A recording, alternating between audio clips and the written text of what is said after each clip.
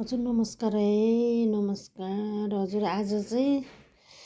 चम्सुर पालुङको साग अनि यो चाहिँ हाँसको मासु हो है यो चाहिँ हाँसको मासु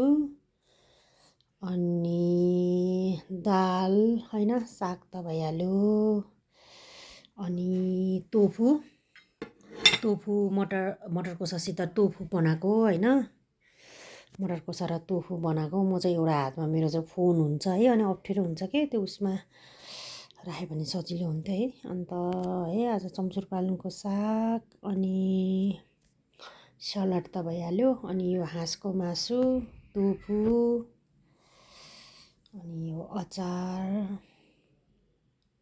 खाना लाग्यो है अब टोफु चाहिँ एकदम मलाई मनपर्छ अनि के अरे उसँग मटर कोसासित पकाएको छु हो मलाई एकदम मनपर्छ